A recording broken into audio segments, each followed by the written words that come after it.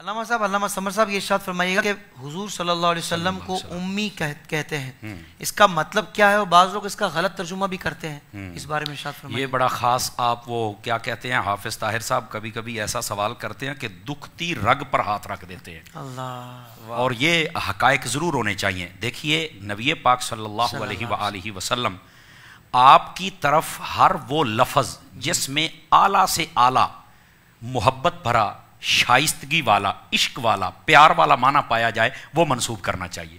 کیا بات ہے! جو لفظ گندا ہے وہ تو کر ہی نہیں سکتے۔ علماء فرماتے ہیں اگر لفظ کا کوئی ایک زاویہ بھی غلط ہو تو وہ بھی استعمال نہیں کر سکتے، یہ بارگاہ ایسی ہے۔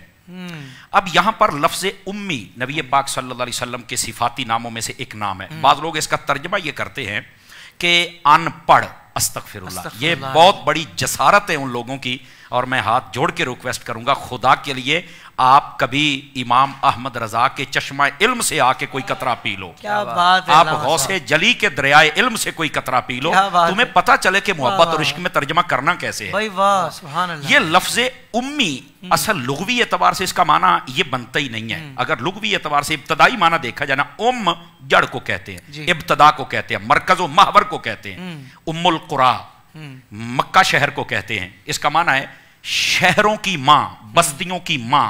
سب سے پہلا شہر جو آباد ہوا تھا وہ یہی تھا، مکہ، خانہ کعبہ، یہاں سے ابتدا ہوئی ہے۔ سبحان اللہ، سبحان یہ قرآن مجید ہے نا جی، یہ لوح محفوظ میں تھا، اس کو ام الکتاب کہتے ہیں۔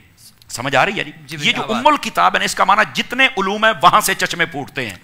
سمجھ آ رہی ہے نا؟ سبحان اللہ۔ بندہ پیدا کہاں سے ہوتا ہے؟ ماں سے امی کہتے ہیں، کیونکہ وہاں سے ہماری ابتدا ہوئی ہے۔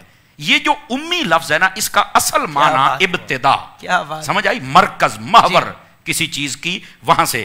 نبی پاک صلی اللہ علیہ وسلم کو جب امی کہا گیا نا، تو ہر خیر، ہر عظمت، ہر شرف، ہر علم، ہر چیز کا محور و مرکز و ابتدا میرے مصطفیٰ کی ذات ہے۔ اس کا اصل مطلب یہ بنتا ہے۔ سبحان اللہ، ٹھیک ہے؟ اچھا، اس اصطلاح کے اندر امی کا معنی یہ نہیں ہوتا ان پڑھ، یہ جسارت ہے۔ سیدی اعلیٰ حضرت کو پڑھ کے دیکھو، آپ نے فرمایا بے پڑھے ہوئے۔ اب اس کو میں تھوڑا سا کھول دوں، بے پڑھے ہوئے کا کیا مطلب ہے؟ بے پڑھے کا مطلب یہ کہ جس نے دنیا میں کسی سے نہ پڑھا ہو، نہ کوئی اسکالر ہو، نہ کوئی استاد ہو، نہ ماں باپ نے پڑھایا ہو، نہ چچا دادا نے پڑھایا ہو۔ تو اگر نبی پاک صلی اللہ علیہ وسلم پڑھے ہی نہیں تو بعض لوگ کہتے ہیں پھر ان پڑھ کہہ دیں، اور میں نے کہا بھائی جاہل تجھے یہی تو سمجھا رہے ہیں، تھوڑی سا سن تو صحیح نا۔ ہم اس معاملے میں پورے جذباتی ہو جاتے ہیں، مہربانی اپنے آپ کو سنبھالیے تھوڑا سا۔ بھائی تم نبی پاک کے بارے میں یہ ترجمہ کرتے ہو، تمہیں نے یہ حدیث نہیں پڑھی؟ حضور فرماتے ہیں بعثت معلما، اللہ نے مجھے معلم بنا کے بھیجا ہے۔ او بھائی مجھے بتاؤ معلم ان پڑھ ہوتا ہے؟ کچھ خدا کا خوف کرو یار، جو معلم ہوتا ہے اسے ہر چیز کا علم ہوتا ہے۔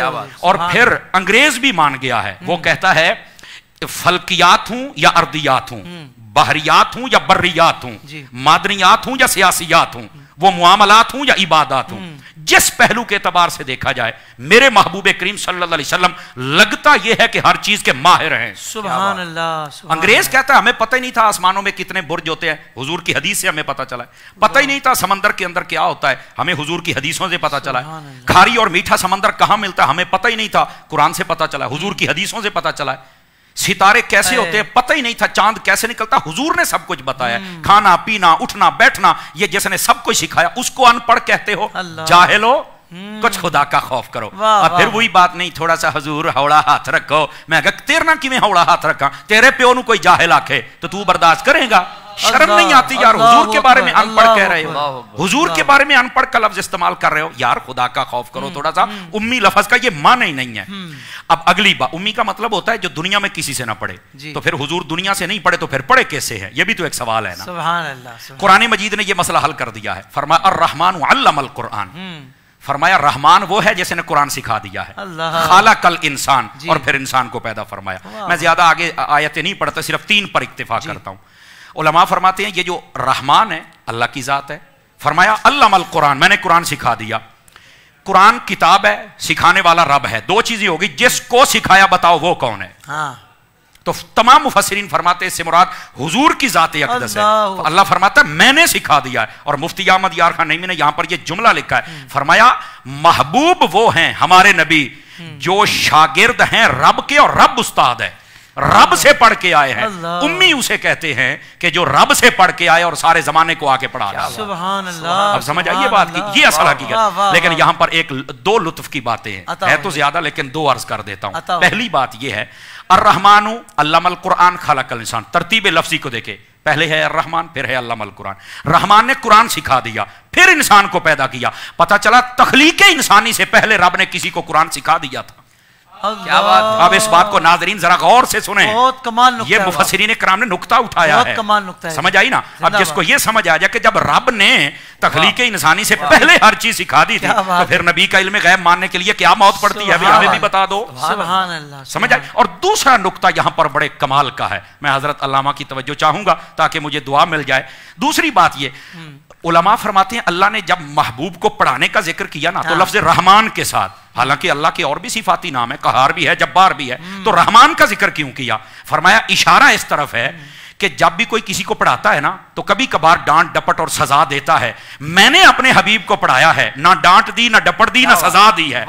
मैंने अपनी रहमानियत के साथ अपने महबूब को पढ़ाया है, इंतहाई शफकत, प्यार, मोहब्बत और रहमत के साए में रखकर अपने हबीब को पढ़ाया है।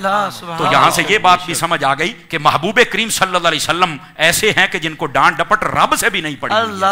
और यहां पर ये उलमा ने लिखा है कि उस्ताद को चाहिए कि उसकी तबीयत के अंदर भी रहमत वाला पहलू होना चाहिए, पढ़ाने वाले की तबीयत में रहमत वाला पहलू होना चाहिए। हर वेले डंडा ते पैप हाथ दे विच नहीं होना चाहिए, थोड़ा सा शफकत वाला मुआमला भी होना चाहिए। पर इसका यह भी मतलब नहीं कि सजा नहीं देनी चाहिए। उस्ताद का हक बनता है इतनी सजा जरूर दे, उसे पता चले कि मेरा कोई बड़ा है और मैंने उसकी बात को मानना है, लेकिन वो थोड़ा सा चेक एंड बैलेंस वो बराबर रखे तो इंशाल्लाह। ये है लफ्ज़ उम्मी और उसकी हकीकत जो मैंने आपके सामने। अगर आप अबाया लेना चाहते हैं और कहीं पसंद नहीं आ रहा, फिक्र ना कीजिए, ताहिर कादरी अबाया के पास बहुत खूबसूरत कलेक्शन है। आप दुनिया में कहीं भी रहते हो, जल्दी से विजिट कीजिए www.tahirqadriabaya.com और अपनी पसंद का अबाया ऑर्डर कीजिए।